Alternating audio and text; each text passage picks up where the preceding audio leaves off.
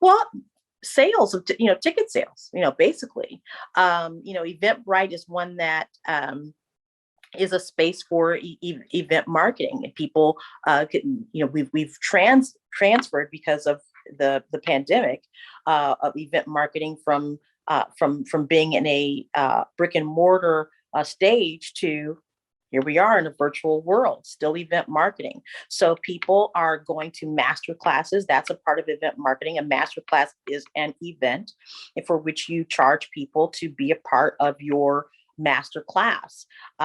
Mastermind groups often work in that event marketing space. Mastermind groups are basically those people that bring like-minded individuals together, but there is a subscription fee to be a part of each one of those events that take place. So basically, it's a individual ticket sales that actually build up the revenue in the event marketing space. But then you have that auxiliary income that comes as well from your books, from your merchandise, your cups, your pins, your t-shirts, all of those types of things that get that are connected with the event itself.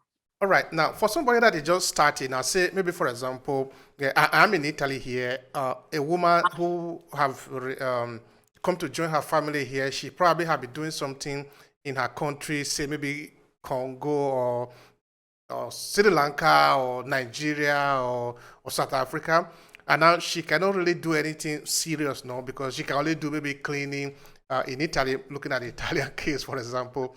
And now you are telling this woman she can do something, digital marketing, because we are living in the digital world. So what would you consider as a fundamental basis that this woman must know in order to excel in digital marketing? Well, what I would say, I'm gonna go back to, what is it that you love to do, or what have you found that you can do on an e-commerce level, right? So, and you don't need a computer, because now your phone is now your computer. All you need is a camera. All you need is something that can take a picture of something. All you have to do is give people an image of what it is that you bring to the table that will attract them to the digital marketing space that you're creating. But e-commerce is key. Being able to get into something turnkey is also very important, something that's already set up for you. So as I said to you that I'm in the travel industry, my company has a turnkey business. Everything is already set up. All you got to do is plug in and go, and then do your part as far as building relationships, helping people see what it is that you do. So even when you're out there, for 5 or 6 hours a day, cleaning or doing something that you really is not bringing you the type of income that you want, it's not even your passion, it's just something that you're having to do in order to make money, then you can have this digital space that's making money for you. I will also reiterate that or stress that residual income is very, very important, where you do one thing, you start out doing one thing, and then it repeats itself. And for example, in the music industry, I write a song, I go into the studio, I record the song, and then I tell people, I package it and I put it in the digital space. That means that anybody can go to Apple Music, CD Baby, on, and they can just purchase it. So I've only done it one time, but it's paying for itself over and over and over again. So anything that you can do that is going to get you to a place of residual income where you do something one time and it still continues to pay you over and over again is something that people have done for eons, but a lot of people are not taking advantage of it. Sometimes people are afraid of it. In the multi-level or network marketing industry, some people are afraid of that. Don't be afraid of that. Make sure that you're with a good company that is going to, be completely open about their track record, about the earnings that they make, and jump into it. I mean, it is something that a lot of people are concerned about, but it's a way to have multiple streams of income. And as long as you're, again, building relationships, you got a good product, you've got a turnkey business, you've got a good digital marketing platform to work within, forget about all, what people think. Just go out and make your money. Go out and get into the world of commerce and build your portfolio.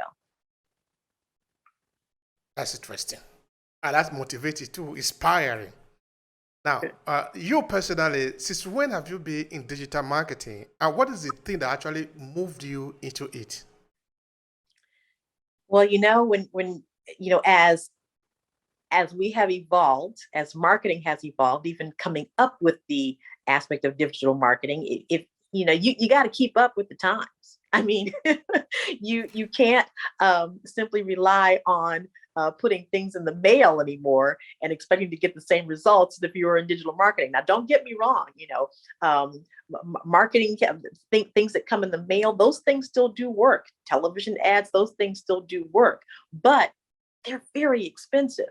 Digital marketing is a way that you can market your business and it not kill you financially, right? Because it's on a free platform, basically. So I would say that to get into that space is very important. Just jump in, dive in, see what you can do, build relationships, show people that you have something of value, and somewhere along the line, you're going to get some residual. You're going to get some deposits into your account. All right, that's good. That deposit is really important. People want to see the change coming in, Yeah, exactly. All right. Now, I want to believe that you have been here for some years now. What would you say have changed over the years? Because things are new tools are coming up all the time, no? So, Yeah. what do you see? What do you say has changed in digital marketing, say, in the recent years? In the recent years, well, first let me go back to this, because when you said that, it made me think about something. I remember when there was no email. And I remember. So how was it? How were you doing it then? You get on the phone. You literally pick up the phone and call someone, right? And so I remember when someone said to me, "Hey, you need to get an email address." I was like, never. I'm tired of people calling me as much as I don't want to talk to anybody even more than I do. Now I've got like 10 email addresses, right? Yeah, a business. Yeah, exactly. So yes, it has completely changed, so much, and I'm thankful for it, because it narrowed the bridge from merchant to consumer. It brought it right together so fast. You don't have to go through a whole lot of hoops in order to get into the digital marketing space. You really don't. And I mean, with all of the ways that we have to be able to share our message, it is not difficult to get into the digital marketing space. It's just that once you get in, you've got to be consistent. You can't be in and out, and sometimes they see you and sometimes they don't. Your product has to be consistent. It can't be good one day and not good the next day. So you just have to be willing to be consistent. Put it on your calendar, get it on a schedule, put it on a timer, set the alarms that whatever you're doing it at the same time, or at least every day, or like I said, even once a week. As long as people are going to be able to rely on the fact, I'm going to be able to see Bukeka on Worthy of Wonderful Wednesday because it's Wednesday. I'm looking for her. If she's not there, then there's a disruption in the chain. So yeah, the difference, the vast and the quickness of how everything began to change once that digital marketing place came into existence. It's incredible. It moves incredibly fast, and I would suggest people take advantage of it. Please take advantage of it. Yeah. All right. Now you are in travel. You are also in music. These are very interesting things, because who doesn't listen to music? So right. What I'm really guessing at here is, what are the tools that really help you to be able to manage this business on digital marketing? Managing my time.